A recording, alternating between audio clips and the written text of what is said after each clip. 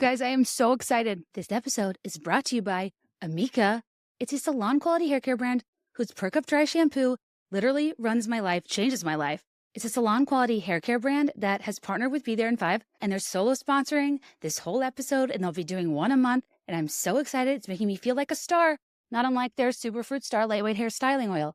This is such a big deal because they're giving Beth's a huge deal. They're the #1 full-size prestige dry shampoo in the US. You may have seen it at Sephora. It has kind of a gorgeous orangey, pink, blue, yellow, like 70s vibe. Their packaging's gorgeous, but that's not the only reason I love them. I love them for countless other reasons I'll tell you about later. But at the top of the episode, I just wanted to tell you that if you're familiar with Amika, because Amika loves BTIF listeners as much as we love them, they're going to give you a one-time use code of 20% off your first order at loveamika.com/BeThereIn5. If you use code BeThereIn5 at checkout, loveamika, AMIKA.com/BeThereIn5. Use code BeThereIn5 to get 20% off your first order and buy them out of Perk Up Dry shampoos, because that's what I will be doing when I finish this program, because I can't live without it.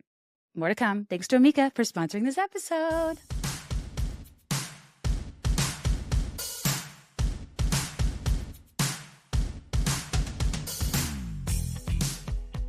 Hi, everybody. Welcome back to the Be There in 5 podcast. I'm Kate Kennedy, your host, and today I'm joined by Kelly Kennedy, her sister.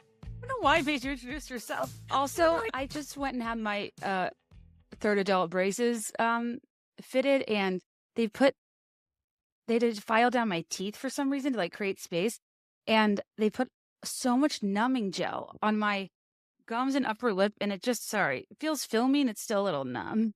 It sounds delightful. You know what you could use? What?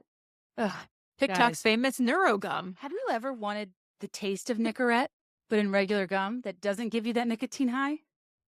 Try NeuroGum. Kelly, I don't know. I feel brilliant right now.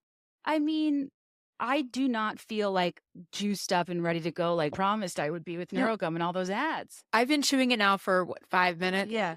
It's now the flavor's completely gone. Right. And I feel nothing. I'm so sad. I was ready to like hit the ground running. This is tough. Is there caffeine in it? Wait, guys, a few weeks ago on the podcast, I said offhandedly, I was like, I really like Excedrin. It has caffeine in it. And sure enough, Excedrin's verified account followed me yesterday. Do you think a deal's on the horizon? You take a lot of Excedrin. I sure do. You're prone to migraines. Yeah. How funny is it that I'm in all pink and you're in all black and we're still in book theme, but we didn't try? Oh, you're right. But I've been into it. That's nice. Trying to wear more color. Yeah. No, I think it looked good. Thank you, Kelly. Yeah. I mean, since we're actually recording one the week it comes out for once, I wanted to ask you what you thought of Rachel Kirkconnell's Call Her Daddy interview. You mean the one that we basically raced home from the show and immediately turned on when we got back? Yeah, I can't say I've ever rushed to watch. It's not that I don't like it, but she don't like the way she worked so fast with this one to the point where I'm almost worried about Rachel. Like, is she doing this interview a little soon? Well, I think you can tell in some of her responses that she is still very much processing everything. Yeah. And I imagine that's got to be so hard. You go on The Bachelor to get engaged. Yeah. You have the conversation where he says to you, I'm not ready to get engaged, but here's what we're going to do. And then it sounds like the following 4 years, they talk about, maybe not even together, but he talks to other people about the future and having a family. Right. You hang on. And so even though it's everyone like on the internet saying like, oh, they broke up over a food blog. Yeah. Like, no, that was just. Right. I think like what we both saw is that she was a woman walking on eggshells for some reason that I don't think she has the, aerial view yet to identify. Correct. Yes. And eventually I'm sure she will, but but when you're in something, it's so hard to see it from an outside perspective because you're just so focused on like, well, I've put in all this time and energy and effort, so I'm going to make this work. I thought the one little part was telling that he's like brushing off her emotional response, like, it's okay, why are you overreacting? But at the same time, she was overwhelmed and in a mood, asked him to pick a place, and he said, no, you just pick something. Mm-hmm. And it's like, well, dude, that in and of itself is a problem. And that's, I think, probably amplifies her response. Is like, she was a little like too flustered to do it. She didn't want the pressure, asked him to do it. He still punted it off. And it's like, there's probably some frustration from her in that of being like, It does matter, and I just don't want to do it right now. And if she has to pick all the restaurants that his career to review, like, I don't know if she makes money off of it. We're also not like really fans or followers of either of them. No, at all. But the story was compelling, I think. The story was compelling, I think, and because the way that it went down with like Matt making that cryptic message and then finding out, honestly, my biggest takeaway in all of this is that as much as she travels internationally, her phone doesn't get Wi-Fi. And I can't even travel between San Diego and Chicago without Wi-Fi. You think I'm going to Asia? Oh, Kelly, if I flew to Grand Rapids for 40 minutes without Wi-Fi, I'd rage. No. Whenever Wi-Fi is broken on a long-ish haul flight, I'm like, I should get my money back entirely. I know. Maybe if I was in like that state of emotional like shock, I'd just fall asleep out of, I hope she shutting down. But the fact that do you think he knew that her flight was about to take off and knew that she had that weird phone issue? If that's it, like, it's diabolical. It's diabolical, because it's one thing if he was like, oh, she's already taken off, let me do this, she's not going to see it. And then, right. But if he did it knowing that she's going to see it and then not be able to do anything about it for 12 hours, right? What would you do if you couldn't get in touch with me for 12 hours? And we both travel a lot. Like, I don't necessarily know exactly where you are and when. I have your location, but worse, when you're on a plane, it will show you're like in an ocean. Right. And I know it's like the whole thing is like such a combination of worst case scenarios, from being in another country, breaking up abruptly in a way that didn't seem to have like much of a lead up. Like it was about to burst, like one random conversation leading there. You're in a different country. You have to go board a 12-hour flight in general, and her Wi-Fi doesn't work, and he posted right before. I was just like, this poor girl. And beyond that, also, I'm not sure what phone problem that is, but I would fix that, GF. Or bring a laptop or a iPad, anything. But I'm with Alex. I would have asked my neighbor. Oh. Just to contact maybe my parents, a couple of friends. I just would have been like, yeah, no. Hey, you're about to see me all over the news. Can I please call my sister? There's just something we're missing, because Matt posting that right away, it's giving manic. It's giving it's weird behavior. Well, and it's still up. And it's still up. So he regrets doing it and apologized to her, but kept it up. And there's no comments on it. So it's not like you're preserving anything there. Now, I will say, since I need to be diplomatic about this, we haven't heard his side. Yeah, totally. Diplomacy. But she did not say to me one disparaging thing about him. Like she's still in love with him. Yeah, she very much is. Well, it's a weird combination of speaking about somebody so lovingly and doing something that's kind of rogue in doing a tell-all podcast episode, right? Yeah. So it's almost like if you're going to do that gesture that really cements you probably won't get back together. Let's say he put a little bit of it out there, but maybe he doesn't want it all out there. If he's going to be mad about that, also, why are you preserving his feelings while doing that? Well, I'm kind of surprised. I think she just, she's still in love with him. Yeah. So she doesn't probably even see it for what it is. I feel like she could have gone on a podcast that pays. We looked it up. Apparently, Alex Cooper doesn't pay her guests. So I'm like, Rachel, why did you agree to go on in this format? I get that it's long form, so you had the chance to explain, but I know I would sell that exclusive story to a magazine. I would start a Substack that was subscriber only. I would put it on YouTube. Like there were so many ways she stood to benefit off of that herself, that I don't know why. It's just, it's an interesting venue. And I was like, well, maybe there was an exception and she was paid or something, especially because of if her income is content related and her content was so enveloped in Matt's food stuff, and that's income generation. Right. Like, I just want her to, make it out okay. And,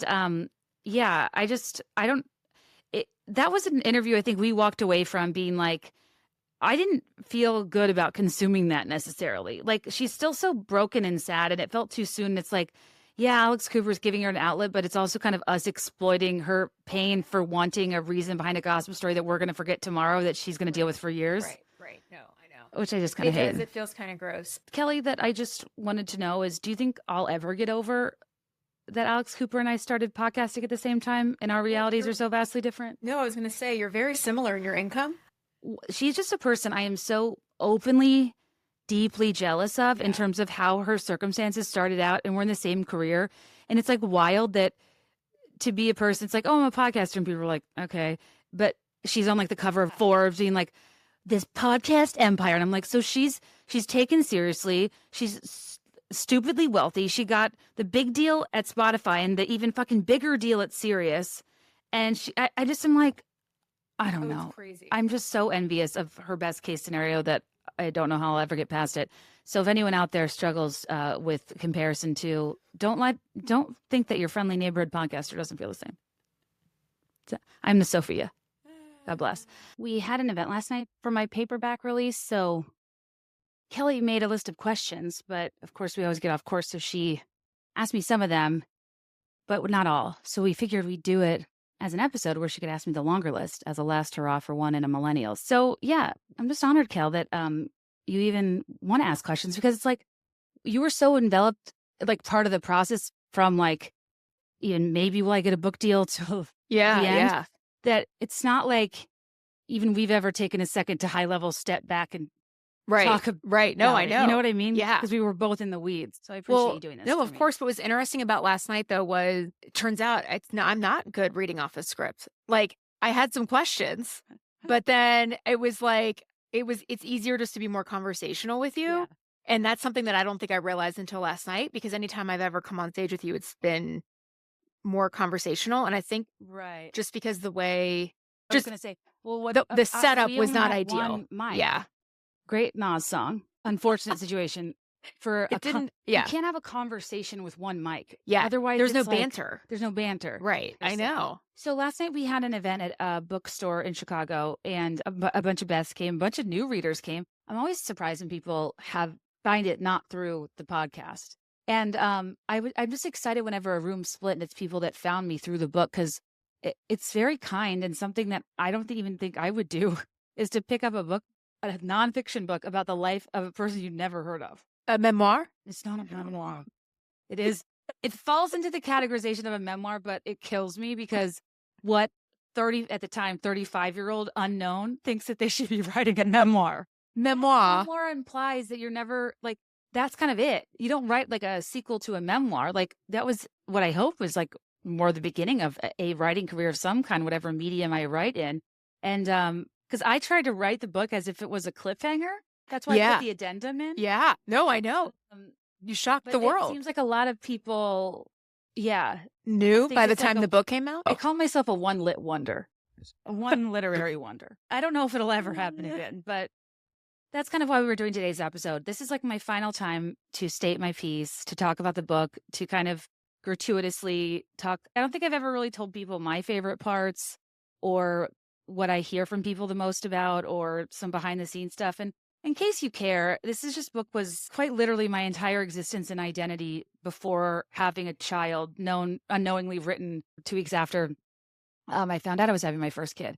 And One in a Millennial is kind of a tale that hinges upon adolescence, this like intense neurophysical hormonal time of change where everything's awkward, you're figuring yourself out, but the world at least gives you the grace to understand that awkwardness, only to go into the next neurophysical hormonal change that a woman may experience in her life, which is matrescence, which is the process of becoming a mother, where you're undergoing as many chemical changes as adolescents, but you're not really given the grace from society, that you're going through so much. You're kind of expected to actually inversely to take to it swimmingly and to be like this glowing pregnant person. And the full circle nature of, writing it in the state I was and then recording the audiobook 9 months pregnant in the midst of matrescence and taking it on the road 5 months postpartum was just kind of like, I don't know. This book will always just be special, I think, for the timing of it and for kind of the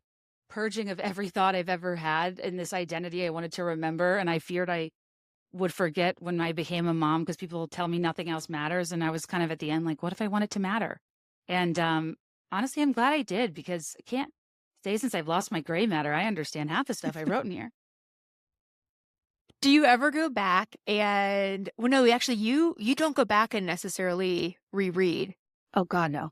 It's too hard. So do you ever see, like, do people post clips and tag you in them and then you're like, did I write that? Oh, like, the stuff catch you off guard? 100%. I know my own writing style because I think it is kind of odd. When I was recording my audiobook, the producer was like, I would recite a sentence and we'd have to practice when I would breathe during it because they were so long.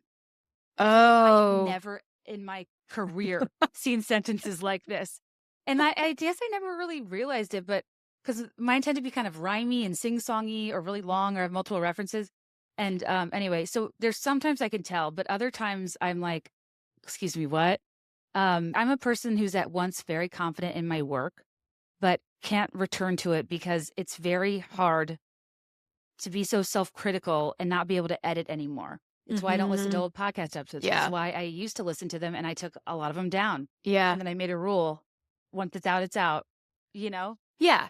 But I think that's probably natural, especially when you're do you feel like you took out some from the beginning? Or was it? Oh, of the podcast? Yeah. Yeah. Yeah. Like just when you were getting started and thinking through, do you remember in the very, very beginning when you would send me audio clips to listen to before you would put them out? Mm-hmm. Yeah. And then it was funny because the same with the book, you sent me some chapters to read. Some were short, some were longer. I also would send you audio of me reading the book. Yeah. Uh-huh. Since I had expertise in that type of editing work, I would write it, then recite it, listen to it myself, and I would almost edit my voice speaking the book, which I know sounds weird, especially because people don't consider like audiobooks reading, which I hate and is not true. I think that, yeah, since you were probably more used to hearing me than reading, I think I would send it to you. Or maybe because you were busy and so you could like listen in the car or something. Yeah, I think a combination. Well, what also happened though is, some would say you are verbose. Yes, indeed. And so some of the chapters, for example, which one was it? It was like 30 pages, single space. Oh, like yeah, when I went to pages, you've got mail. When I went to print it out and I was like, oh, I can't just quickly read this between meetings. I need a weekend. Look at this. I'm like, okay, I'm going to go to the beach and make some highlight, which was so fun. It was just funny because listening is easier. Okay.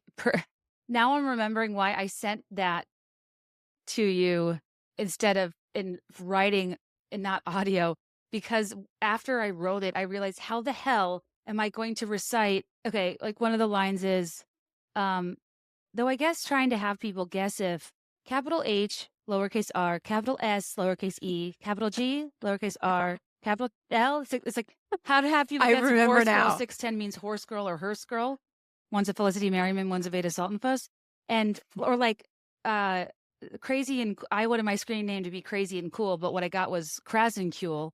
What was the crevices one? What was your one strange weekend? I soft launched Waffle 77 in honor of the amount of waffle crisp cereal I was eating at the time, which was a mistake, or rather a sticky situation I shouldn't have seen coming. Not just because I was starting to perspire that faux syrupy glaze, but also because it would solicit randoms in my chat rooms to ask about my nooks and crannies.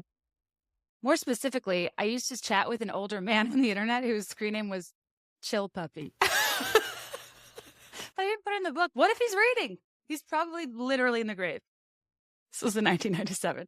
It's so creepy. At the time, I was open to camaraderie. I wasn't watching To Catch a Predator. Yeah. No. And honestly, our conversations were literally, how was your day? It wasn't like, Chill Puppy never asked me about my nooks and crannies. Those were chat rooms. Chat rooms were dirty. How weird is that to think Chill Puppy's out there somewhere? Somewhere. So remember I was telling you that I was pretty mindful of not shit talking people that weren't like just people I dated vaguely. I didn't want to like talk. I didn't want to like detail fallings out with women or like, I wanted this to be like very girl positive, but I told like a couple funny stories about like being slighted in the You've Got Mail chapter by fake names, Vanessica and Elizabecca. Elizabecca is the person's name who made a mockery of me in the cafeteria because she thought I got the song lyrics wrong, but I was right. She said they were drums like a trunk. I said it dumps, which makes sense with the metaphor. I think about her all the time.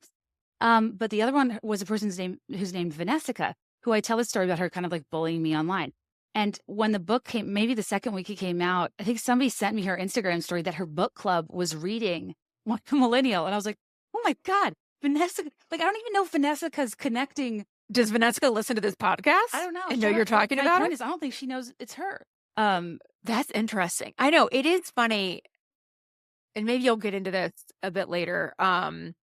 But just when you think about how one passing, and we talk about this all the time, one passing interaction can mean nothing to one person and be written about in a book 30 years later by another. Right. You know, like when you held on when that girl called you pretty. Yeah. Anytime I've ever received a compliment, Yeah. now I cringe. But like I remember when I was a kid, I would be like, yeah, like Ooh, it was such a big deal, especially if it was someone that I looked up to in any way that was popular. Oh, 1,000%. That's something that any of my kids, I want to instill in them the value of complimenting people. Yeah. And how it's a really kind thing to do that, like, I don't think young people always think to do, because you can be kind of in your own head. But I just remember, shout out to Ashley Wynn if you're out there. She lived across from Barrington. What was that other neighborhood? There was a stretch of these like mansion neighborhoods, and Kelly babysat for a few families in them, and I was just obsessed with them. So she like had probably a few second fridge money. I never went to her house, but she was so beautiful, so popular. And yeah, she told me in gym class, she thought I was pretty. And I talked about it maybe on the second podcast episode ever. Right. It really does stick with you. Yeah. But I like what you said about the importance of that, especially now with not just social media, but all internet accessibility that teens, preteens, kids have today. And that there is so much negativity and there's so much value in having interpersonal conversations that are positive and uplifting. And it doesn't have to be about looks. No, It's literally just some sort of compliment. I think that's very good advice. I prefer looks. What about you? Kelly, do you want people talking about how you are on the inside? Let's be honest. I don't think so. Case adjourned. Okay. All right. We're always going to be shallow. But still. No, I totally understand. I think that I think an interior compliment is so striking sometimes. Like, it's so easy to say, you look nice. Right. But compliments really hit when they're specific. Oh, yeah. And, yeah, I just think that, like, in life, I wish I could tell myself when I was younger and I was trying to fit in, like, you don't need to stack so many polos. Just make people feel good. You did stack a lot of polos. And all different colors. Unflattering. Literal human square. With very short jean skirts. Yeah. And Uggs. I didn't get Uggs till I was in college. What was your I got shoe Uggs from Santa from Army and Navy? Yes, I got blue, you got pink? Yeah. Yeah. Our brother accidentally opened them because mom messed up the gift tagging system. And we all opened each other's gifts. That was an awesomely chaotic Christmas. I love that, though. I love whenever that happens because it's all laughing. Didn't you get something? Gifts or two. Almost as if we're going to shake the box like a child does. I don't know. But then forgets her system. So then the gifts are just opened. No, it's great. It's great. I think in the book I referred to this polo stacking era of my life as a reverse Jessica Rabbit. Yeah. Because it took away every curve you've ever had and just made you like a box. But I was wearing little boys' husky polos from Stein Mart so I could afford like the polo bag. Oh, yeah. That's right. You did shop in the little boy section. Yeah. I remember now. In my senior picture, I'm wearing a little boy's husky polo, and you can kind of see my arms poking out of the sleeve. Which is what I've won. Oh, the dream. Oh, that's amazing. Okay, so aside from Elizabecca, Vanessica, and the polos, why did you decide to write One in a Millennial? I think that it was one, millennials being misunderstood, going down in history as like, entitled, lazy, basement dwelling, don't own a house, like being known for all of our shortcomings without any of the context for why we are that way. And I think there's a very clear cultural and economic forces that shaped us. And kind of it being funny that no one's giving us the benefit of the doubt. We're always just maligned. Like, I think the example I used in the book was, there was a headline about us killing the paper napkin industry and us killing like the diamond industry. And as if that was like an awful thing. And it's kind of like, well, maybe it's not the worst thing that like, an industry with a history of conflict and exploitation is something we're not really focusing on right now. Or like, we're trying to be less wasteful by not using paper napkins. It's like, there are a million ways that's kind of good. Right. It's just us killing major industries or economic sectors was like always such a focus. So as the millennial piece of it, and the American Girl doll lover in me loves like, I love what Pleasant Rowland did in terms of telling stories of what real girls were doing during a particular time when we only would hear about the big overarching moments in history. Like, I don't think of, like Molly just for living in World War II. But when we talk about history, we talk about like macro moments that define generations, not what their day-to-day lives were like. So I loved learning about their like hobbies and not reducing them to being their whatever generational trope. So I thought it would be kind of fun to write a book about using my personal narrative and kind of expanding it to, semi-universal experiences to be like, this is our millennial existence is about anything but the stereotypes other people use to define us. Because when you're on the inside of something, you're not defined by the outside perspectives. And I didn't really feel like there was a lot of media outside of Pen 15 who did it brilliantly. Yeah, they that did. Kind of told millennial stories. And I think that we are such a unique moment in time that sits, at the intersection of this most seismic shift in modern history, which is the internet and the information age. And thinking about how we're the last generation to have a pure disconnected childhood, how we thought the world would look one way and what we were actually met with when we became older, and how a lot of our stereotypes are a function of us like navigating the tension between our expectations and reality. Yeah, so it was kind of the millennial piece, but then I think it was also the girlhood piece that was more related to the mission of my podcast, which was not to trivialize women's interests, that liking pop culture and, talking about trends and celebrity gossip and fashion, boys, like just hanging out with your friends, the things that were kind of associated with Teen Talk Barbie as being shallow interests. Yeah. Like, there's value to them. They tell you a lot about the world around you. The paying attention to like what's going on in the collective consciousness at a time isn't a brain rotting activity. I think it's makes you incredibly like in tune with the people around you. And I don't know, I kind of wanted to make an argument for all the women that I knew listened to my show, who I'd heard from over the past 5-6 years when I was writing it, that, I'll tell you the quote that people say back to me the most. Oh, yes, please. Which is, why would I ever let someone who drafts make-believe football teams make me believe I should be embarrassed by my interests, is really the ultimate thesis. And I say that in front of Kelly because she does draft make-believe football teams. But I defend you too in the book, saying women who like traditionally male interests aren't doing it just for male attention or to be like a pick-me. Right. You're allowed to like stuff guys like too. Yeah. And it's like that trap of invalidation, whether your interests are too feminine, they're invalid, or your interests are the same as guys, you must be wanting attention, is like the bullshit cycle we get into that is a flowchart I built out and described at my show. Everyone loves a flowchart at a casual weekend outing. No, thanks. I think, it's so interesting because obviously everyone is entitled to something different, and I'm guilty of this, where you get so caught up in like corporate that, and it's like, oh, well, I don't want to say this or talk about this in front of my peers because they'll judge me. But like, why does that like, so you pick and choose what you want to talk about at work, but it's not to say that you can't have enlightening, intelligent conversations about topics that I enjoyed just because it's not like a standard corporate topic. Totally. I think that that was a big part of it too, that I visited in Pumpkin Spice Girl, which was when I was younger, the feedback was more like you don't want to be a ditz, you don't want to be too shallow, valley girl, like that sort of thing. And then you get in the workplace and it becomes all about wanting to be taken seriously. Right. And it's almost this like professional version of that policing of your interests. And I think the anecdote I used was it was my first job in New York, and we were doing an icebreaker about our favorite movie, and I said How to Lose a Guy in 10 Days, and the room laughed. And I wasn't telling a joke. And you're right. You want me to say Citizen Kane? Like, How to Lose a Guy in 10 Days is a perfect film. What would you say if somebody asked you your favorite movie? I think that's I hate favorite blank. It's impossible. And everyone uses your answer to judge you. Correct. I agree. I used to say this answer, but then I recently saw that people who say this are just trying to be neutral and be like, oh, yeah. Ooh, should I guess? What's it vaguely about? Prison? Okay. What? Shutter Island? Alcatraz? No. Can you elaborate any more?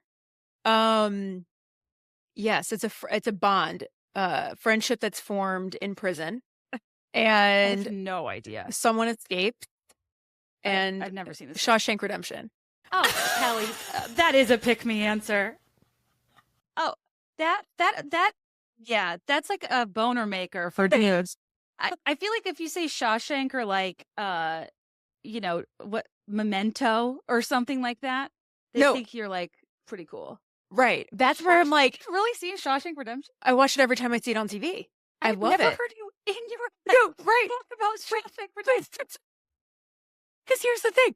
I'm not a movie person. Yeah. So like I never ever think about like what's my favorite movie. However, I also in the same breath obviously love all Hallmark Christmas movies. The Holiday. And think the ours is actually holiday, The Holiday. And no, right. Like that's just it.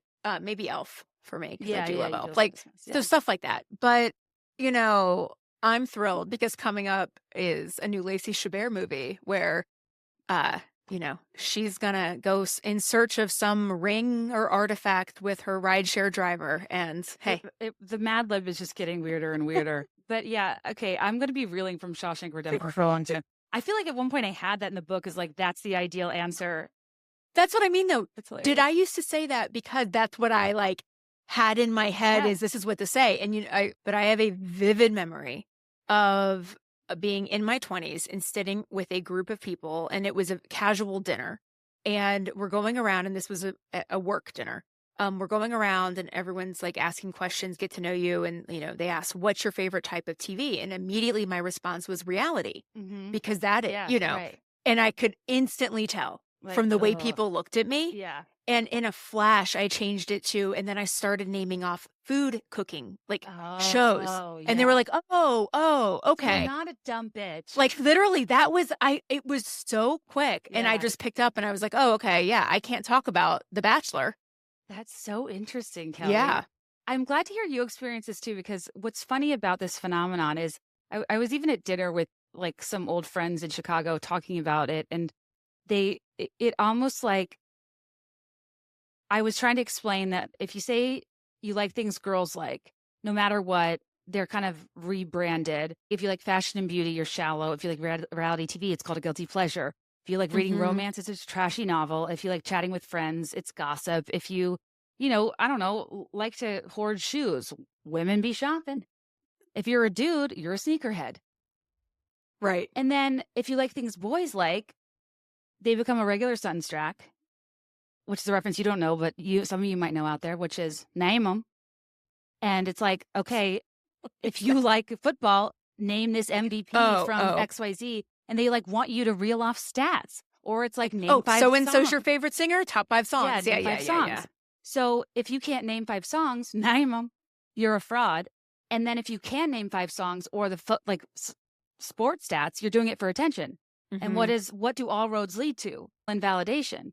And this is a part of one in the Millennial show I called There Will Be No Explanation, Just Male Invalidation. And I feel strongly about this chart because I think it helps show you like you kind of can't win in terms of people that kind of stereotypically respond to women and their interests.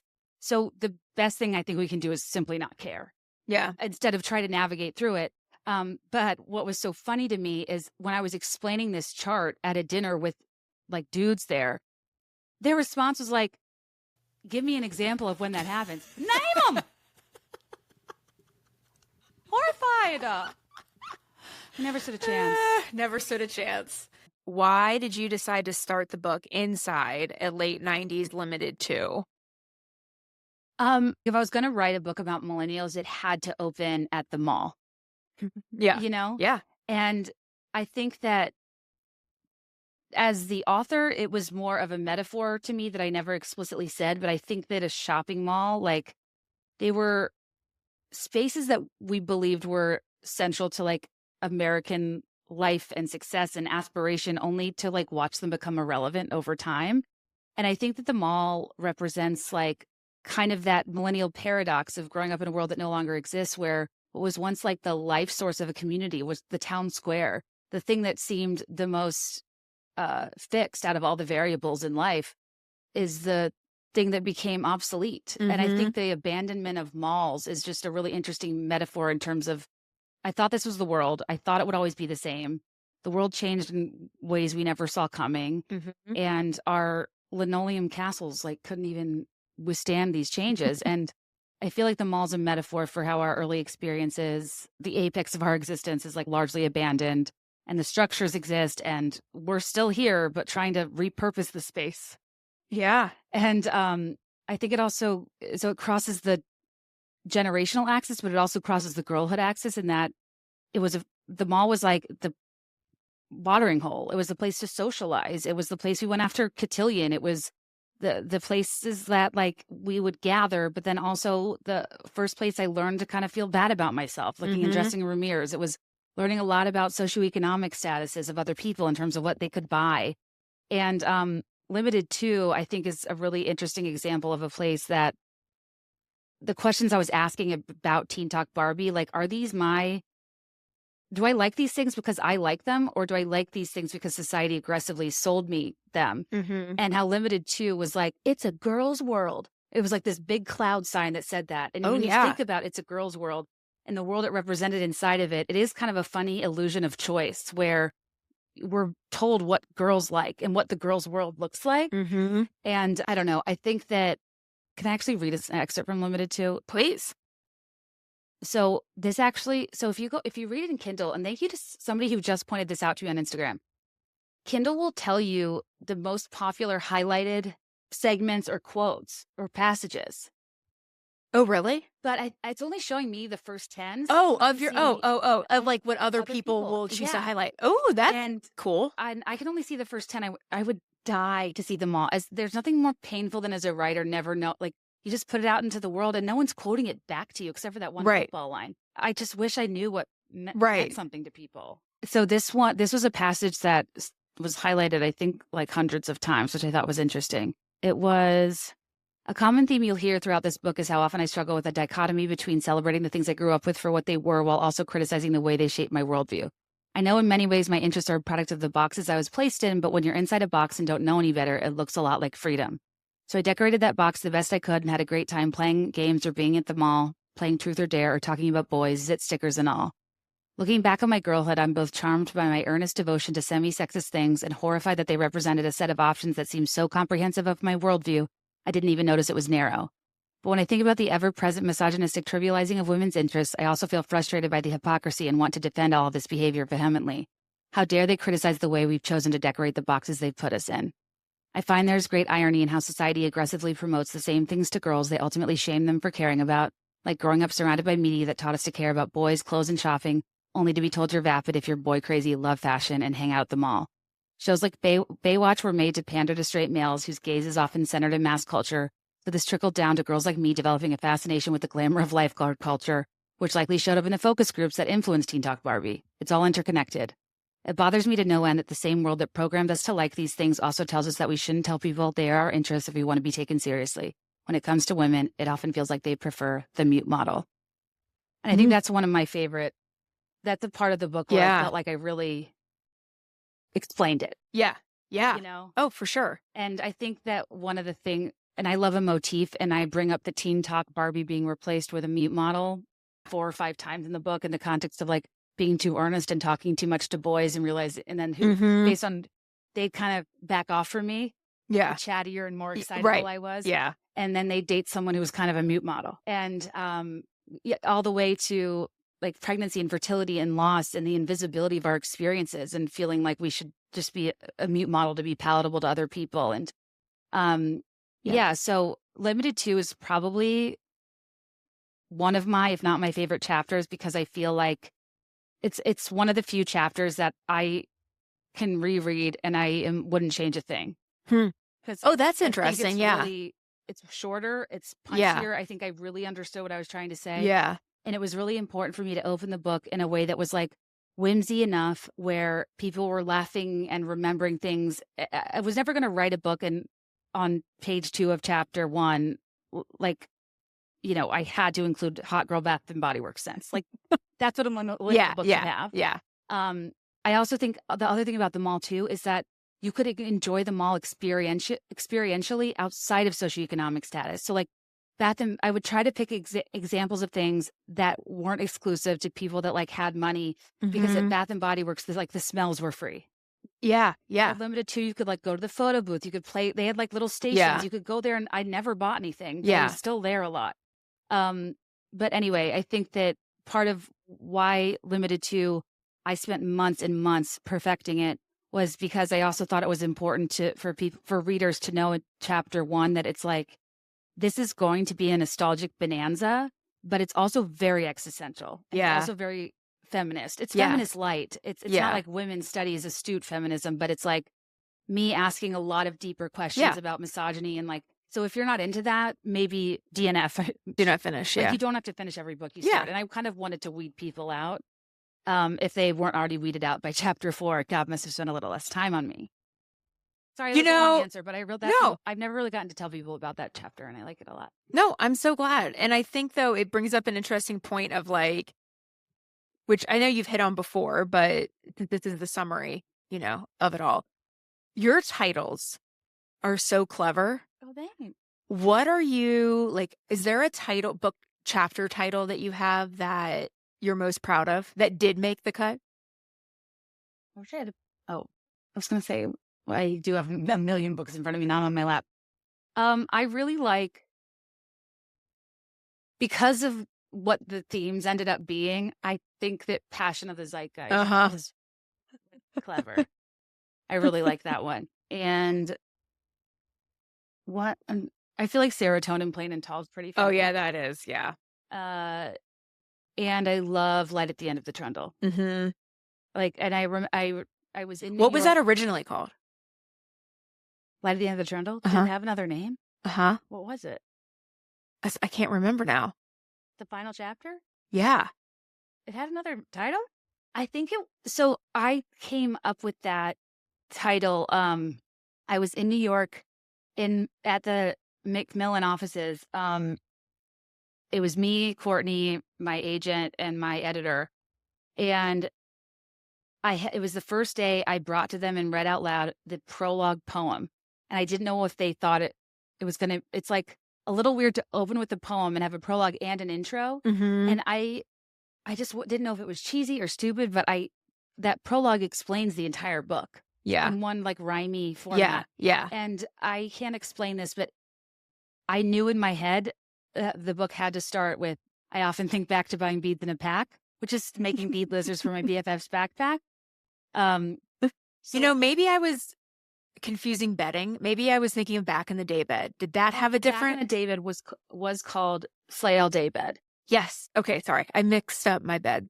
And at the time, the reason I changed it was because, so one of the interesting parts about writing this is that it's very much the time I was in. Mm-hmm. Like I'm writing about being a product of my time while not realizing I'm writing the book as a product of my time.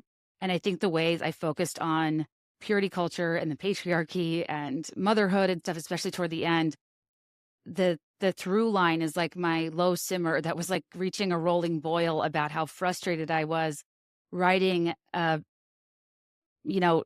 of narrating a story about coming into one's own power and not being like girl power empowered in a false way, but meaningfully, while also being so rudely reminded who was still in power by experiencing the overturning of Roe and stuff. And another thing that was happening at the time was, banning drag queens from certain spaces. And there was a lot of conversations about drag. And I wanted to put in the book, like how confident RuPaul made me. Like I would sashay Shantae and how I found out about RuPaul through the B-side of a bargain bin Hollywood video, like Brady Bunch movie soundtrack. Yeah. And anyway, so that story was always embedded, and I wanted to speak positively about how like this is not something that you should be afraid of with your kids. But I didn't want the optics of co-opting the language. Yeah. If you only read the chapter title. Yeah. And I think what I was trying to avoid, trying to tell a story about a basic white girl while explaining in hindsight how I can see how that was oppressive to other people while also being the only world I knew. And I think I'm thoughtful in how I describe it, but I wanted to be mindful of the book seeming like I was self-unaware high level, if that makes sense. Yeah, no, it totally does. But Light at the End of the Trundle, I said out loud as a joke for like, how should I end the book with my when I was in New York with Courtney and my agent and my editor, and like it just came out of my mouth. Like, oh, should it be light at the end of the trundle? And they laughed out loud. And I, like any attention-seeking gal, the thing that cements I will definitely use something is if somebody laughs out loud. Oh, yeah. And that's why I love podcasting with you and with people like that you can get feedback from, because I'm always writing alone, talking alone. Yeah. So yeah, I was like, positive reinforcement. Yeah, positive You're like, reinforcement sold, matters. chapter title. Yeah. No, that's great. This episode is brought to you by Amika. I've always wanted to say that. In terms of this entire episode is brought to you by our new partner, Amika Salon Quality Hair Care. You've seen their gorgeous packaging. I'm holding it up in the video if you can't tell. So in my book, one of my favorite chapters is called Are We Going Out or Out Out? And it's the evolution of female bonding rituals. And I talk about the beauty of an all-female pregame. And if I had access to like prestige hair products at the time, do you know how much better off we'd be? Whenever I review the features that Amika's hair care has, for example, the Superfruit Star Lightweight Hairstyling Oil, being able to protect your hair to up to 450 degrees. Do you know what a difference that would make? Well, maybe if back in the day when we were incinerating our hair until it was fashionably lifeless, if we had this styling oil, we wouldn't have as much breakage to be alfalfaing all over town. Kind of like Lauren Conrad in her spiky ponytail from Laguna Beach. I feel like a lot of us were no stranger to high heats. I said it in the book, I felt like I slowly spit roasted the youth out of myself between flat irons and tanning beds. But if you have heat protection, it's a totally different story.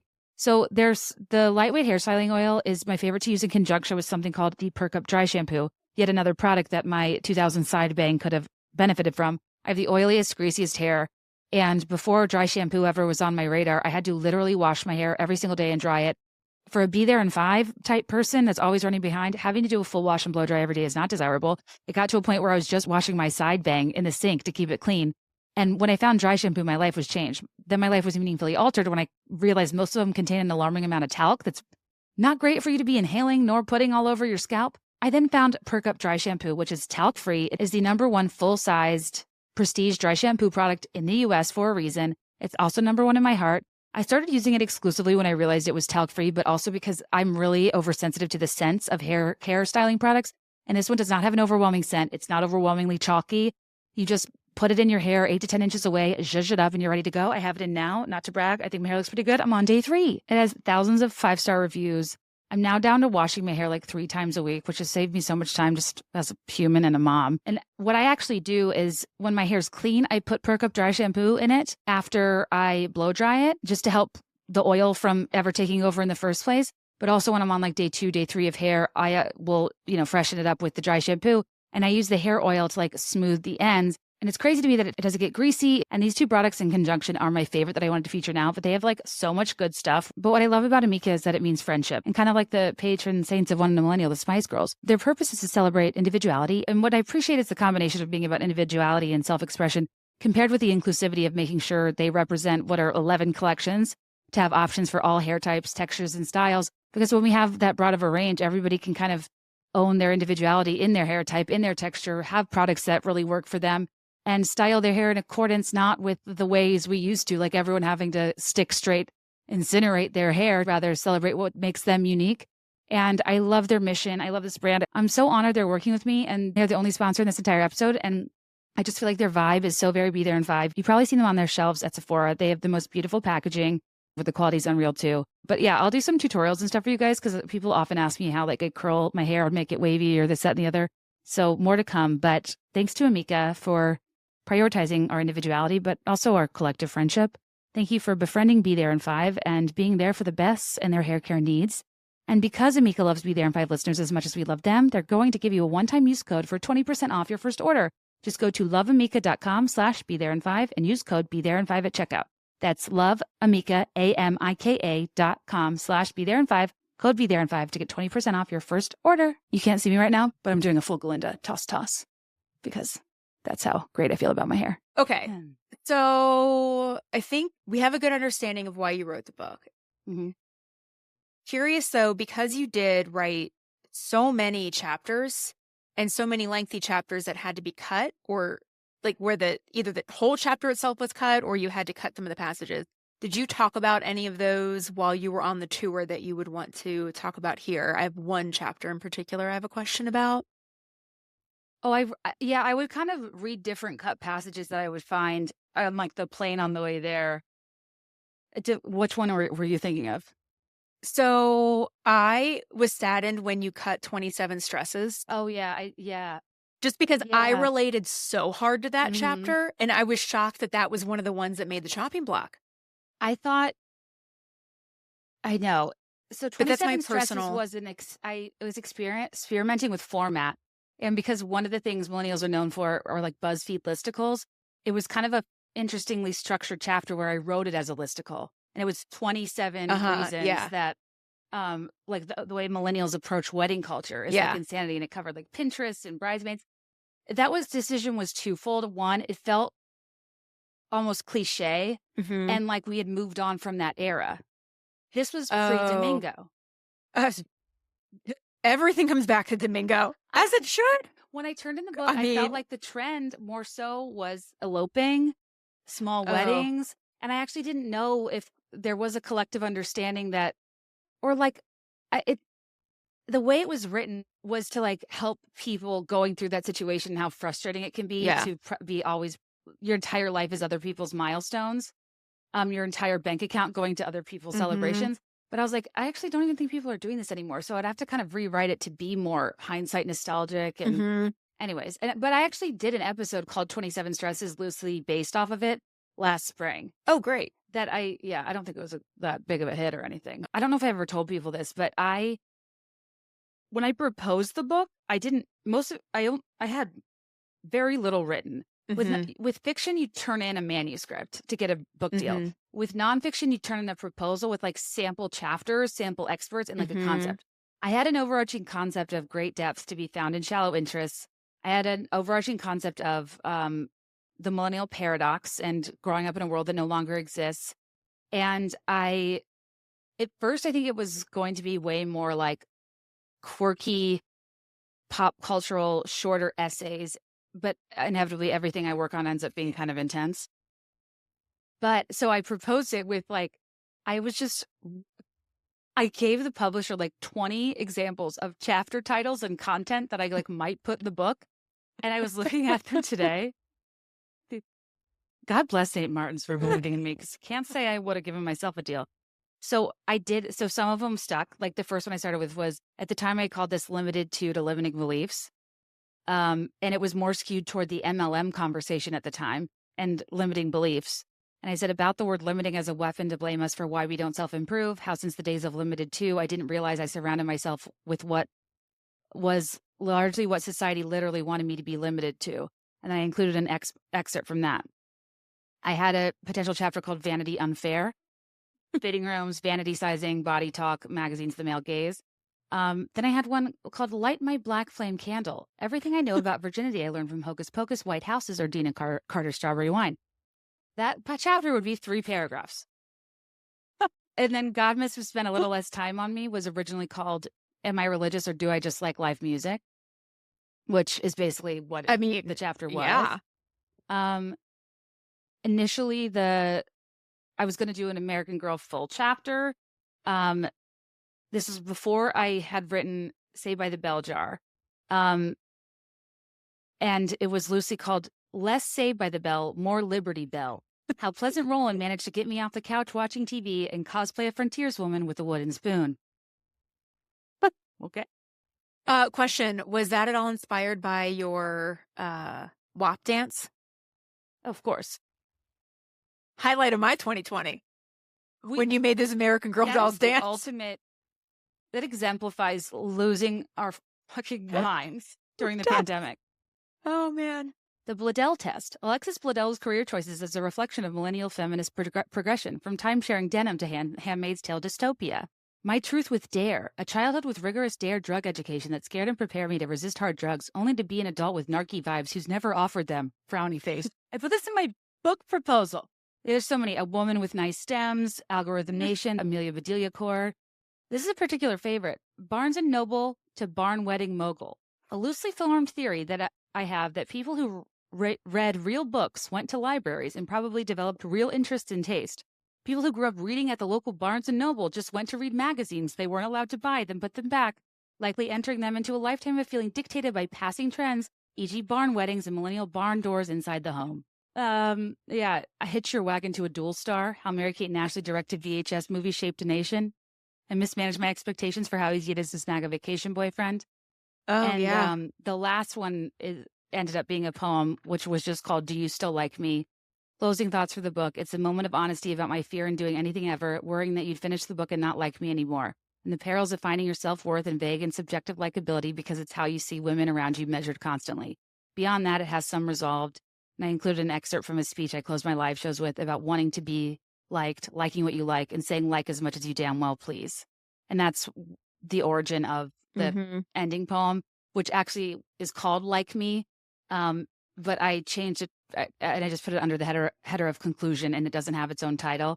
But I kind of wanted the irony of the book's end to be like what you like, worry less about being liked and care more about the things that you love, but also like I'm a human who cares about these things too, and it's okay if you do. And ultimately, I'm ending all of this very vulnerable, being like, do you still like me? Like I'm the one who cares about it the most. But another reason I cut the title was because I thought people would think I was copying Taylor Swift's poem, If You're Anything Like Me, which she wrote in the Reputation booklet, which I know is a bit of a deeper cut for me to worry about, but you guys don't mess around, the Swifties. No, that is a fact. However, I don't know if that should have been a deciding factor. Are you worried, though, by reading some of these extravagant titles out loud that someone's going to swipe them and write their own book just based on these edits? Good luck writing Hitch Your Wagon to a Dual Star. Question. Wasn't there also a segment that you cut out of the book that was something about like seating or chairs? Okay, yes, but also I was thinking about this last night because I think that one of the most defining experiences of girlhood that got cut with this segment is the sensation to always want to put a pillow on your lap when you're sitting down. Because Kelly and I, our whole lives, we have small torsos and we're just always hiding our stomachs, which is kind of dark. But we currently have laptops in front of us. But we were sitting awkwardly on chairs last night and there was a throw pillow behind me. And all I kept thinking is, I want to put this that would be pillow so on my nice. lap, I'd be 'cause so I was relaxed. flexing with my suit. And it's just a weird habit. Yeah. But anyways, this is the only place I brought up a lap pillow that I'm kind of sad got cut. But yeah, there's a saying in the literary world, or like in the creative world, you have to kill your darlings. Like to make good work, it requires the author to depart with some of their best ideas to operate in the best interest of shaping the story. And as I told you before, I don't dress to kill my darlings. I need everything ever kept in it. I'm very wordy, and if I get excited about something, I hate cutting it. But I do think this was an example of a so random that was a little specific. Fair for it to be on the chopping block. I think that it was called something pretty on the nose, like let me find it in my presentation from my live show. It was deleted scene, core memories, most difficult trendy chairs to get up from. It was really just a chance to rant about the Papazon chair, or otherwise known as a turtle chair. You guys know what I mean? Like a wood or a bamboo base. Yes. Big round. It's like the turtle world market shell. still apparently moves a lot of inventory.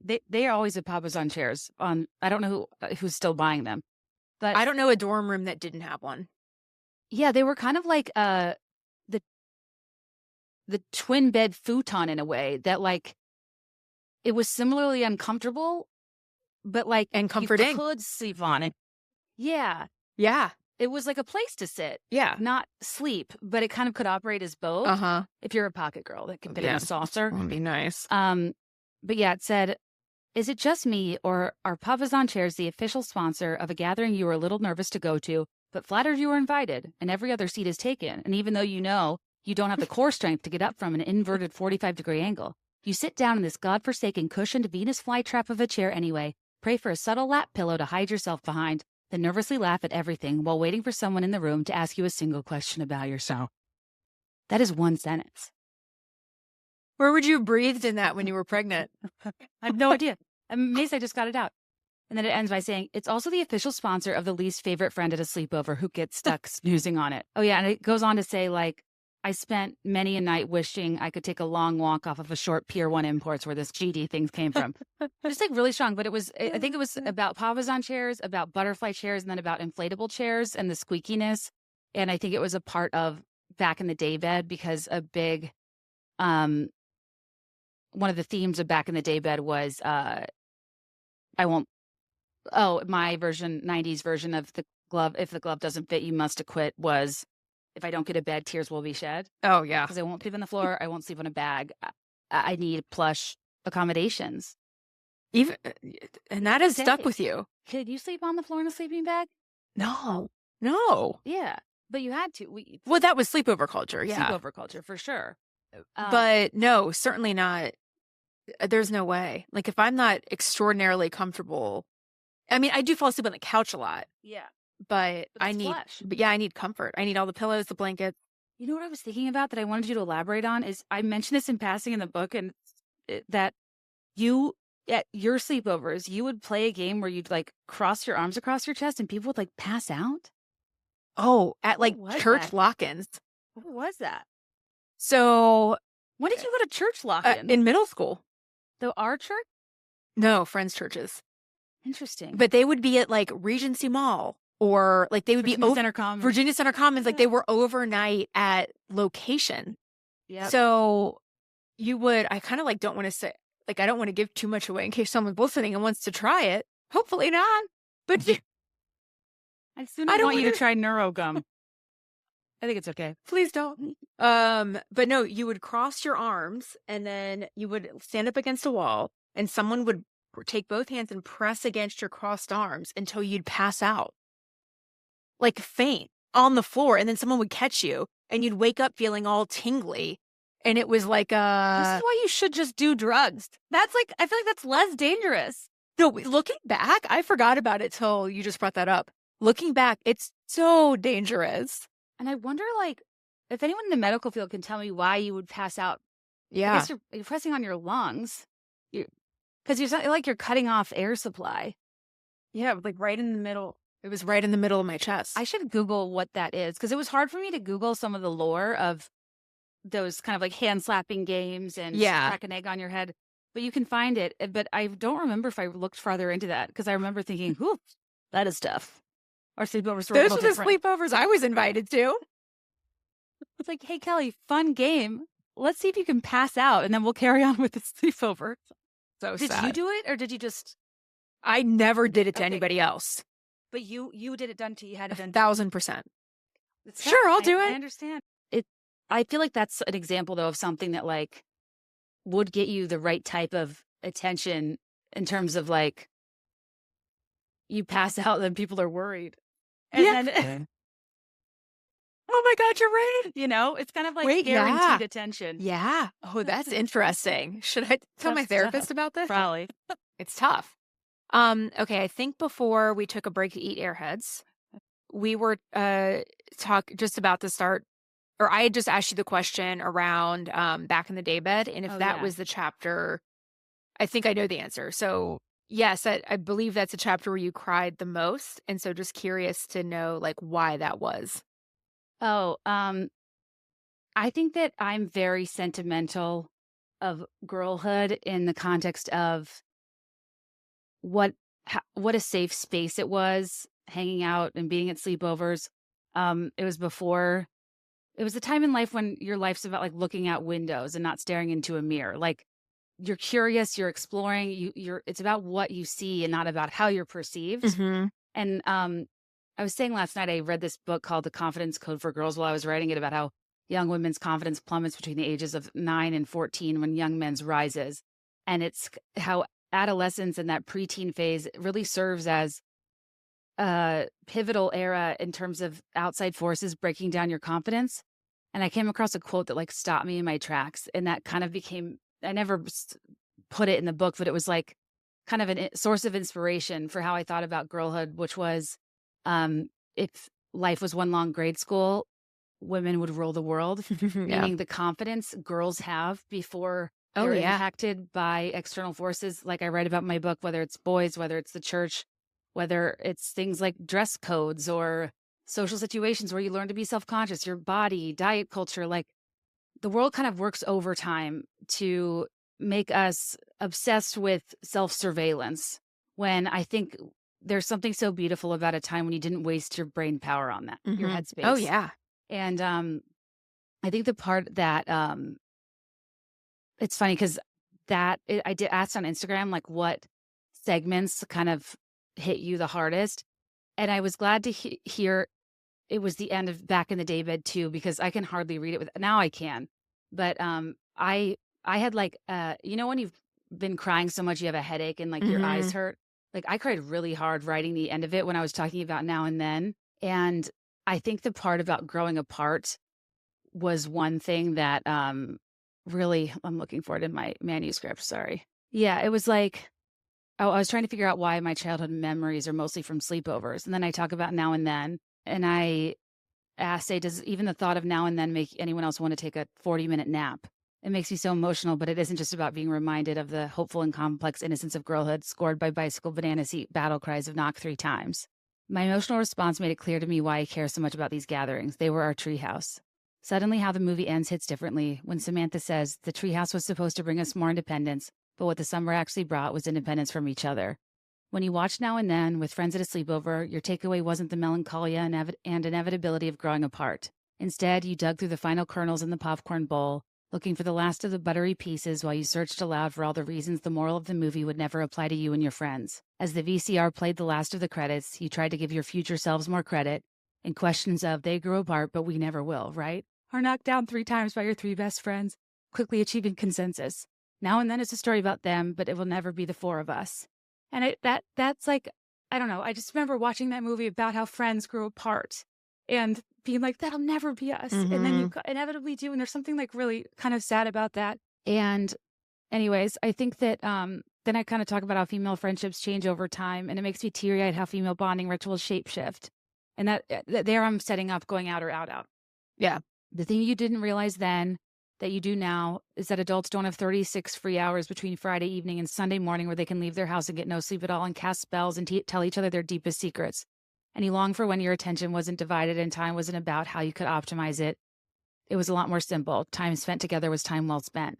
Back in the daybed, we didn't know enough about what could go wrong to indulge in our neuroses. We mostly relished in the joy of possibility, or when in doubt, a little black magic, which is a nod to the podcast because black magic is mine. Oh, yeah, the theme. And then this is the part that is sent to me a lot. Sometimes when we get together now, we laugh about how seriously we took ourselves, but that's the thing about girlhood. You and your friends have to take yourself seriously because no one else will. We had to keep our emotional behavior to diary pages and fangirl in private, performing at sleepovers on trundle stages, because it felt like the rest of the world worked overtime to remind us that girlish things were inherently unserious. There are a few eras of my life that were as seriously impactful as the confidence I found during these nights that bled into mornings beneath stuffed animal hammocks and under warm handmade Afghans, giggling with every daybed or pull-out sofa creak as we pretended to be asleep. Even though I created the Up All Night Club to get people to stay awake, I guess the joke's on me. It didn't matter when we went to bed, we were already living the dream. I don't ever want to make people emotional, but I do think that we really value a lot of those early moments with girlfriends that we felt safe with and that were the first people we could tell our secrets to when you get to the age when you don't really feel comfortable saying it to your parents or Yeah. whatever. And I just, my childhood friends, I just really value them. And I think Oh, I was yeah. just thinking about them a lot when I wrote it. And our group chat's now called Back in the Daybed, which is Oh, really is cute. it? Oh, that's cute. I didn't know that. Oh, that's really sweet. And I cut apart from it about Now and Then because I thought it was too self-referential or whatever. But I had part of it where I talked about my friends more specifically and how we would always talk about Now and Then, and we'd be like, say which character was which. And I was like the most quiet of the friend group and the most reserved, but they always said, no, you are absolutely Teeny. And Teeny is the character who child is Thora Birch, adult is Goldie Hawn. And she's the character Now and Then who as an adult becomes famous. And I wrote like, it's so crazy to think who I was then being so self-conscious and shy that they believed in me so much longer before I ever believed in myself. That is type of crazy. Thing. So anyways, that'll always be special to me just for personal reasons, but it's really meaningful to hear what relates beyond my personal anecdotes to other people's Yeah. experiences. So thanks for asking, girl. Yeah. I know you're not as comfortable with sentimental crying as I am. She's like scrolling through her phone and I'm like sobbing. It's fine. Par for the course. We're one and the same. Okay, but speaking of emotions, Mhm. so in some of the audiobook reviews, and I think some people have said this when they've come up to you, is that in certain chapters of the book, Mhm. there you do get emotional. You can hear it in your voice. Why did you choose to keep that emotion in? Because of Jessica Simpson's memoir. Yes. Did you, Obviously. did you listen to that audiobook? Yes, I have vivid memories. I was, I think, driving to Kentucky when I was listening to it. I listened to the whole thing. I remember thinking, if I'm ever in a position to write an audiobook, I want to leave in the emotion. Like it made it so much more engaging. And like I don't know what it was, but like for a person whose life I wasn't overly interested in. Right. That memoir stuck with me in a big way. It's one of the better ones I've ever read. Do you think she's going to write a part 2 now?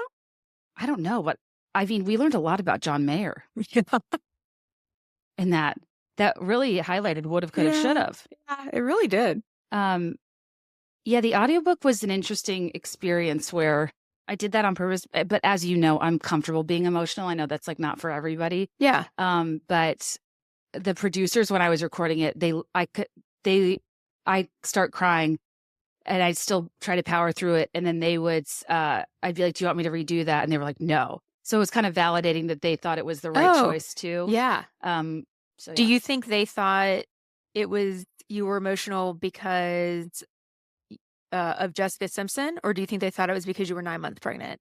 I know that's the thing, is that I was like, because if you listen to the audiobook till the very, very end, the last day, I said, can I please just say something that tells people I recorded this when I was really heavily pregnant? Because I've still to this day, I'm like, my job is speaking. Right. And to be in the one position in my life where that would come in handy and to not have my voice or breath still bothers me. Mm-hmm. And I hate listening to it. Yeah. And people tell me they can't tell, but I can. I think it's like, especially toward the end. But actually, what's interesting is that, so I've said this like in passing in random places, but like what ended up happening is I recorded my audiobook like days before I gave birth.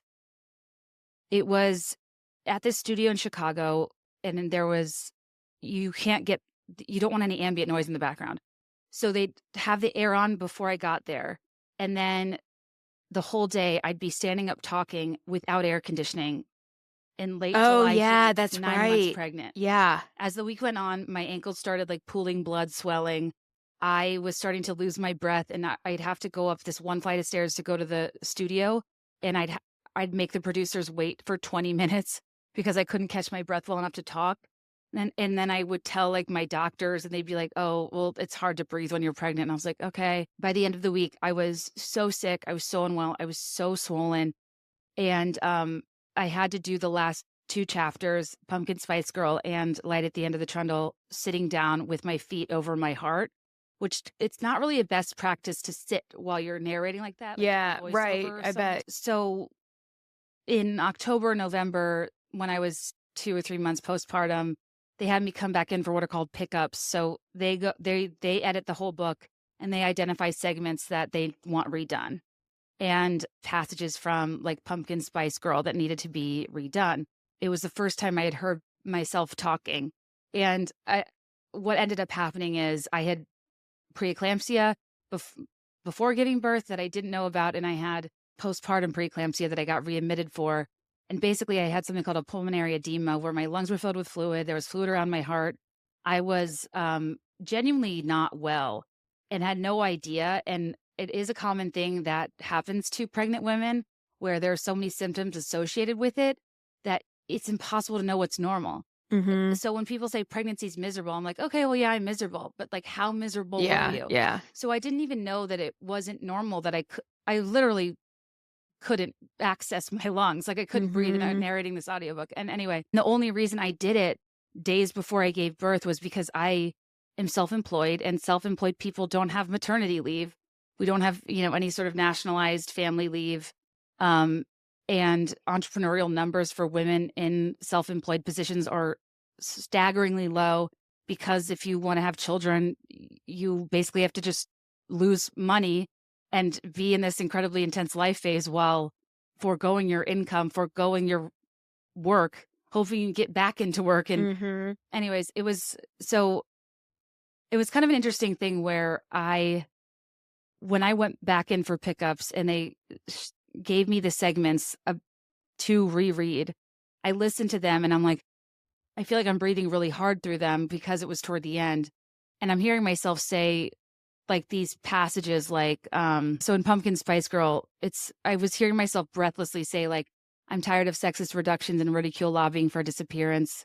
I think of how these small things contribute to an overall theme of invisibility. I'm tired of my body and humanity being ignored on the floor of Congress. I'm tired of having our pain dismissed and our needs under-researched in medical settings. I'm tired of witnessing the invisibility of domestic and cognitive labor along with motherhood. I'm tired of trying to remain a Polly Pocket-sized version of me, worrying about my body size and my presence taking up too much space. And then there was a part that they wanted me to re-record that was like, I wish I could, we live in a society that claims women are empowered, but in reality, they're often dying, barely surviving, or hardly supported by way of public policy. I wish I could wax poetic with the Spice Girls metaphor and have a meaningful impact on improving circumstances that involve unequal pay, being one of the only industrialized countries without paid family leave, or our country's harrowing maternal mortality rates for BIPOC women. I know encouraging you to be a proud fangirl isn't going to combat a capitalist system that exploits care work or assist in recognizing women's reproductive rights as rights, among other far more pressing issues. It's for these reasons I felt duped by believing in girl power in the first place. And it was just an interesting thing reading through the most poignant chapters about women's issues, attempting to empower and uplift readers without realizing I was in such a vulnerable situation that embodied those things I was arguing for. And I was narrating the audiobook breathlessly as an example of a woman whose choices and chances were colliding. It was the worst timing for me to do the thing I've dreamed of the most.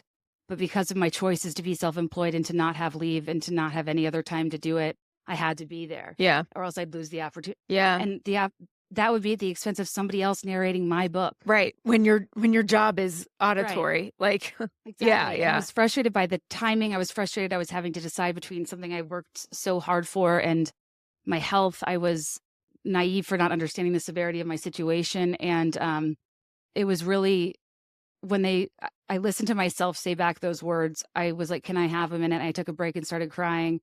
And I was kind of like, I'm writing about this as if it is other people, but I'm kind of just one millennial in front of a mic with no maternity leave, with no plan for childcare, with no family nearby, unknowingly quite sick, with the leading cause of maternal mortality and deep dismissal of my own suffering because I didn't know what was normal. And I think ending the book, leaving a discussion about my adolescence, transitioning to matrescence, unknowingly kind of dismissing my pain that is a function of, under medical needs and the things I talked about, making me kind of the ultimate mute model. That I was like, I'm fine, it's fine, there's nothing wrong. As blood was pooling around my feet, I'm just like, this is the great irony of how sometimes the things I want people to believe are the things that I need to hear the most and don't practice. And so anyways, I got really upset at this pickup session and I asked them if they would leave it. And I wanted the breathless version of me saying that because I almost thought it was important that I'm not just like saying this stuff about choices and chances and the importance of meaningfully supporting women. You're hearing me almost dying at my job because of these exact things. And I thought there was something important about that being its legacy and not redoing it to a better version of me, but being realistic about how this is what women feel like they have to do in these circumstances is show up at work and do the job and keep their mouth shut. Yeah. So I've never really told that full story. So yeah, thank you but thank you for sharing.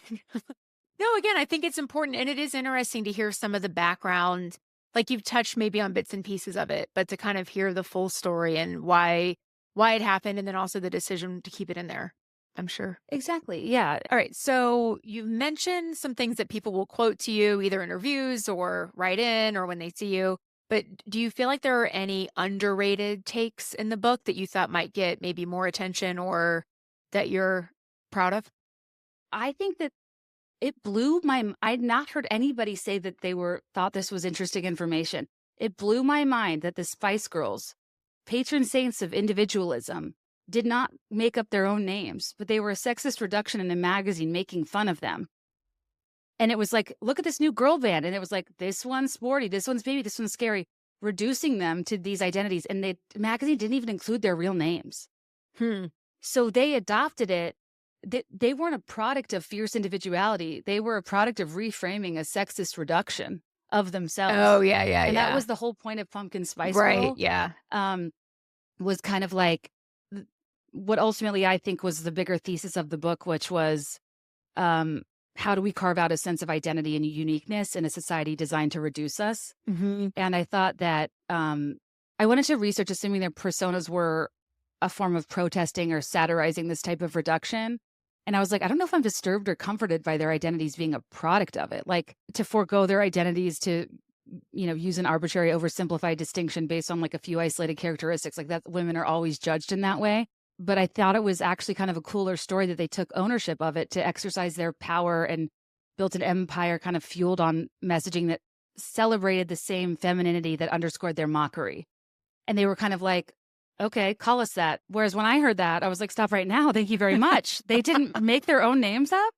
And I just thought it was interesting that the limited tube paradox I kind of posed at the beginning had been in front of me this whole time. It wasn't like either or. It's, this is going to happen, and what do you do with it? Mm-hmm. Yeah. So, and I also think Saved by the Bell Jar, the Jesse Spano part, I think is really interesting, and talking about how laugh tracks taught us who was to be taken seriously and who was the butt of the joke. And when I was researching and rewatching like Saved by the Bell and Boy Meets World, I realized that the reason I didn't want to call myself a feminist throughout life was because people like Jesse Spano or Topanga, their feminism wasn't a character trait. It was used as an object for comedy. So how was I to know if that was my first touch point with feminism, and it meant like I wouldn't get a boyfriend or I'd be laughed at or booed off stage or Jesse was a stick in the mud. I needed to be a Kelly or a Lisa. Yeah. Like, no wonder I internalized that messaging. And that was just a chapter that I thought did a decent job of explaining how we can be products of our environment and how pop culture can be like super influential.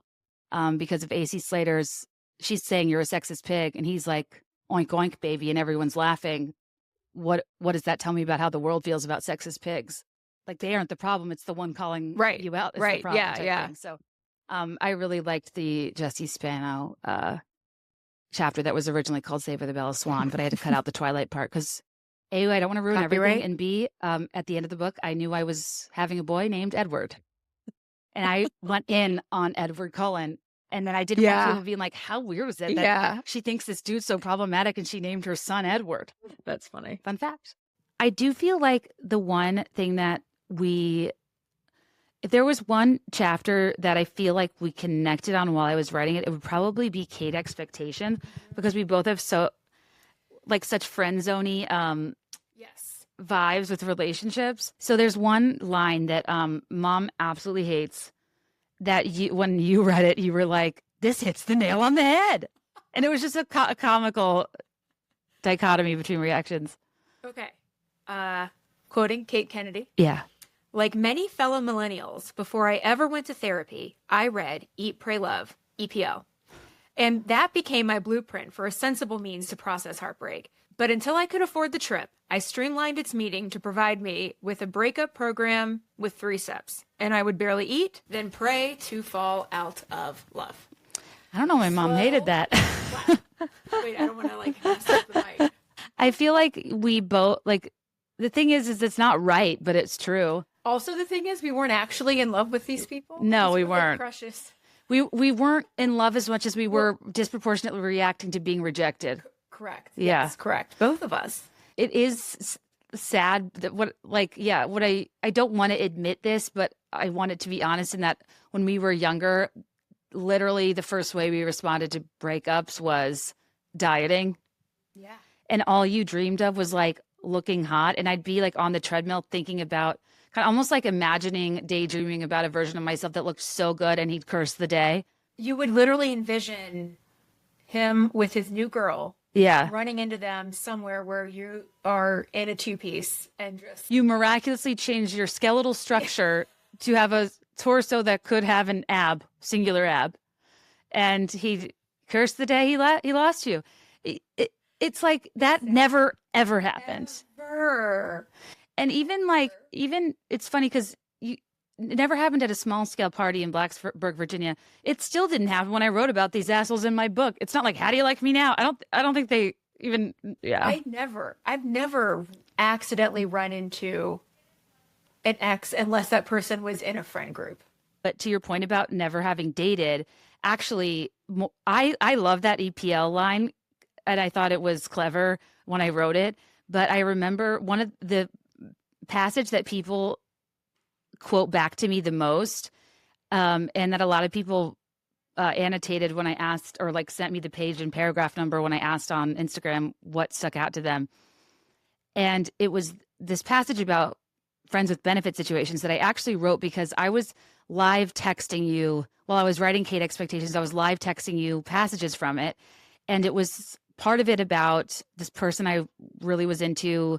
And it was kind of like he only wanted to hook up, but when daylight came, he would kind of act like I didn't exist. And in hindsight, it's really sad and whatever. And your response was, who are you talking about? Yeah. Who is this about? And that it was this epiphany that I was like, okay, this is the peril of friends with benefit situations, or not being official, even if you want to be official and acting like you're okay with it, is you feel ashamed to tell anybody, even the people like closest to you, about it. And I had never even told you my most defining heartbreaks that were so intense. I wrote about them in my book. Right. And that's so weird. Even when you said the name, I was like, you never. Doesn't ring a bell. Yeah. And so we were texting, and that's when I wrote this passage that a lot of you said was helpful, I guess, for those of you in the Unrequited Love Club, Lonely Hearts Club. Something about being strung along by someone who claims to love you as a friend but won't commit to you messes with your head, and society invalidates your feelings at every turn, using your relationship status or the amount of time you dated as a means to gauge if they think your emotional response is proportionate. I now realize why I felt the need to write a book about such a commonplace experience on my laptop when I wrote my memoir, Not NyQuil and Chocolate Milk. It was because I didn't feel permission to be upset anywhere else. I never had grounds to be mad because we weren't together, and therein lies the psychological warfare of a friends with benefits situation. And I'm glad that meant something to you guys, because I don't feel like people write about how miserable that a friends with benefits thing is. It's truly the worst case scenario. There's no getting around it other than not to do it. Like, right. You're never going to feel, I shouldn't say that. I don't want to speak on behalf of everyone. You're going to get canceled for that really hot take. Yeah, hot take. That no one's going to feel good about that situation. Yeah. You talk yourself into it like, oh, it's fine. I'm cool. It's chill. Yeah, I'm so chill. We're notoriously chill. You and I are the definition of chill. Yeah. It's just like in 6 months, in a year, he's totally going to come around. Yeah. And I realize I'm the one. Once I lose weight, once I come back from study abroad, once I put sun in my hair, get tanner, incinerate my hair with a straightener, get a side bang. Like, no matter what, you just excuse their behavior endlessly. And the darkest part for me is remembering those moments where, I was told that he wasn't ready to be in a relationship, but then I'd watch him date other people while stringing me along. Right. No, right. And how did we ever put up with that? It's kind of sad. No, it really is sad. And I do think back to that. I can't believe I did that. I know. Like, I can't believe that I allowed myself to. You didn't believe you deserved better. Yeah. Right. But then the joke is that sentiment stayed with me forever. Mm-hmm. Like, this is as good as it gets. Like, it took me a really long time to get out of that mindset. To ask for more, to want your needs met, to speak up. Yeah. To not be a mute model. You are limited to model, but we don't want to be mute models. It's the moral of the story. No, thank you for sharing, because that Kate Expectations is a chapter I don't hear a lot about, except for the few and far between gals out there who also were easily friend zoned, people wouldn't commit to, and just that general feeling of like, why am I? It's almost like you love my personality and you want me around and I do something for you, but I'm not good enough to date you. And I explain this sentiment through like, what did I say? Oh, I don't want to sell myself short because some boys would invite me back to their room, just rarely the ones I wanted, who would lead me on but never up. I guess one man's subterranean romance is another man's top bunk, meaning basement parties, but like never.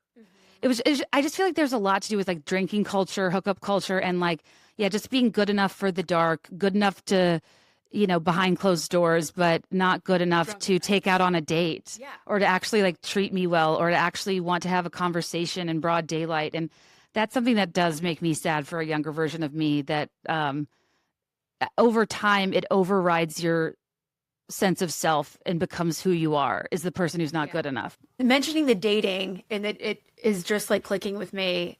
I had like a quote college boyfriend for a few months. So we went out. Oh, how can I forget? I still refer to him as his nickname in my head. That's funny. Now, D1 football coach. Yep. Aside from that, I didn't go on one other date in college. Mm-hmm. And I'm trying to remember when I went on my first date in my 20s, actual date. And I think it was 27. Really? Yes. Did you date a lot in your 20s? No one like formally asked me out and took me to dinner until Greg in New York. Yeah. And like I dated somebody before Greg in New York, but he's the person who gave me the Love Actually, gave some other girl the Love Actually necklace. Oh my God. And I found it in his coat pocket, who I wrote about. Did you find the actual necklace? I found the receipt it was a David Yurman receipt. Yes. Yurmans, they're meant to be stacked. David trolling me for eternity. But yeah, anyway, so I dated somebody before him who never took me out. He was a person that wouldn't really acknowledge our relationship at all in the daylight. And I worked with him. So he almost used like the secrecy as a crutch for why he couldn't pay attention to me before like midnight. And I'm like 99% sure he's now married to the person I think he was still with the whole time. And I had no idea. Like, what an idiot. But I'll never forget asking him to go to Starbucks and being like, no, I'm not doing this. This is ridiculous. Don't waste my time. And I met Greg like very soon after. Right. I'll never forget how weird I thought Greg was, because he took me out to dinner and didn't order an alcoholic drink. And I was like, the nerve. So then I didn't. No, right. And then I was like, what is this, day camp? Like, what are we doing? Are we at canteen? Like, how are we not? I just felt, but he was the first guy I met that had furniture and that didn't have to be drunk to interact with a girl, which is like the lowest bar of all time. He had a headboard and he didn't black out. Wow. And I married him. I feel like I'm not telling the best tale. No, but that's what I mean. It's true. Like, it's like you set your expectations so low and then you're always wowed and surprised. Where was your first date? No, yes, I do remember. You don't have to say. No, I do. It's all coming back to me. Oh my God. No, I'm nervous. It was a group date. His parents and two of his siblings. Okay, doesn't count. Kelly. It's small group. It's Bible study. I put there, and then the mutual friends that I guess kind of were setting us up. She literally said, she's like, I think he's still coming. And he's like, was he late? Yes. Oh my God. I think he's still coming. Girl. Oh, this is a dark pattern. Oh, Kelly, thank you for being here. I appreciate it. Kelly's got to go hop a flight. I swear to God, the last time I'll talk about this book and then I'll leave you guys alone. But thank you to the audience for letting me honor it and talk more about it in ways that like I really haven't been interviewed in depth for a while. It means a lot to me. And thank you, Kelly, for flying out here, for doing the event, and for being like a big part of this, the tour, promoting it, like just supporting my project. Like, I'm sure you get so tired of me, and it means a lot to me for you to like appreciate and champion and to still be a part of this a year later. Of course. And thanks for the door beat inspo. Every second of it. No, thanks for flying me out here. I hope I got my money's worth. Yeah. Did enough chores. She kept being like, "Am I work?" She was like running around the house, like doing chores, working. She was like, "But I'm on the clock," and I was like, "No, that's not what I bought your ticket. You're doing me a favor." But the book's dedicated to you, so I dedicate this episode to you and the younger version of Kelly on that first date at 27 with the parents, probably too scared to order an app or a dessert because you didn't want to come across the wrong way. Oh, it wasn't Would you at a d- restaurant. Oh, It was like an outdoor food hall. what does that mean? Oh, like a street festival? It's too loud to even be able to hear. Wow. Oh, Kelly. And can you just tell the people that you like for our new sponsor brought to you by Amika? Oh my gosh. Okay, Did you try the soul food mask? so I used the shampoo and conditioner from Amika yesterday. Normcore, yeah. The Normcore, and it was, my hair feels light and conditioned at the same time, which honestly is impressive for me. I felt like it dried quickly. I'm on day 2. It's lasted well. I put some hair oil on, which really helped after I curled it which I know you can Make do it before the shiny. heat, but it just helped make it a little shiny, bring my flyaways down. It's not greasy. No, it's not like a greasy light at all. styling oil. So I'm excited to get to try the mask. I forgot to bring that into the shower when I went in yesterday. I know, I'm the worst. But the thing I was excited to hear that she liked it because I introduced it to her is it might not look it, but we have the opposite hair texture. Yeah. Yours is like thick, wavy. Yes. And Mine gets sticks very straight. frizzy. And it really helped. Yeah. Like it really did help smooth it out, Just wanna- especially in these trying times in Chicago when everything is staticky. It really is. All I do is like Strike lightning. strike everything lightning, hit. everything. Much like this conversation. Lightning strikes. Love Amika, AMIKA.com/be there in 5. Code be there in 5 to get 20% off your first order. Well, guys, thanks for supporting. Rate and review 5 stars if you want. Buy one in a Millennial on Paperback, wherever you get your books. And as always, let me know your thoughts, and I'll let you know mine. I'll be there in 5. I swear.